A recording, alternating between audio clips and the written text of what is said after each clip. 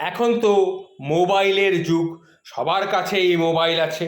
সুতরাং সবাই বেশ যেখানে যা পাচ্ছে, কোনো অকল্পনীয় কোনো ঘটনা, কোনো অবাস্তব কোনো ঘটনা, কোনো বাস্তব ঘটনা, কোনো বেশ মুখরোচক ঘটনা, যা কিছু পাচ্ছে সবাই মোবাইলে কিন্তু সেই ঘটনাটা ছবি তুলে রেখে দেয়। তা আমার কাছেও একটা মোবাইল রয়েছে, বেশ ভালো ছবি তোলা যায় মোবাইলটাতে। তা আমার হঠাৎ ইচ্ছে হলো যে সব জায়গায় ছবি তুলে বেড়াবো। তা এই ছবি তুলতে তুলতে আমার মনে হলো, আচ্ছা সবাই তো বর্তমানের ছবি তুলছে, ভবিষ্যতের ছবি তুললে কেমন হয়? তখন আমার চিন্তাটা মাথার মধ্যে খেলে গেল।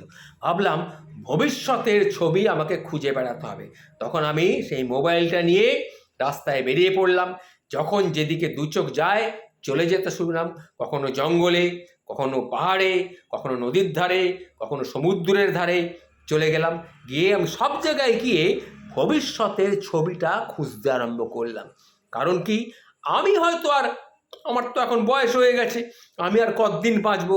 হয়তো 10 বছর, খুব বেশি হলে 12-13 বছর, তার তো বেশি নয়। কিন্তু ভবিষ্যতের ছবিটা যদি আমি তুলে রেখে যেতে পারি আমার পরবর্তী প্রজন্মের জন্যে, আমার ছেলে মেয়ে বা নাতি নাতনি যারা আছে তাদের জন্যে, তো ভবিষ্যতের ছবিটা খুব তুলে রাখা দরকার।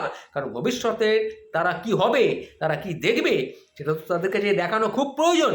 এই কথা চিন্তা করে আমি মোবাইল নিয়ে বেরিয়ে পড়লাম এবং ভবিষ্যতের ছবি তোলার জন্যে।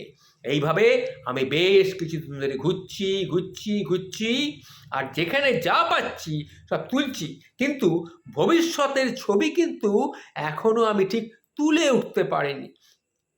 তাই আপনাদের কাছে বলছি, যদি কোথাও ভবিষ্যতের ছবি আপনাদের সন্ধানে থাকে আমাকে একটু কমেন্ট করে জানাবেন। আমি তাহলে সেখানে যাব, গিয়ে ভবিষ্যতের ছবিটা কিন্তু আমি তুলব। আমি অনেক দিন ধরেই চেষ্টা করছি ভবিষ্যতের ছবি তোলার। তাই আমি আমার মোবাইল নিয়ে যখন যেখানে পাচ্ছি সেখানে চলে যাচ্ছি। কথাটা আপনাদের কাছে জানিয়ে রাখলাম।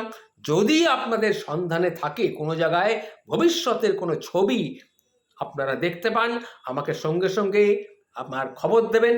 খবর দিলেই আমি সেখানে পৌঁছে যাব, গিয়ে ভবিষ্যতের ছবিটা আমি তুলব।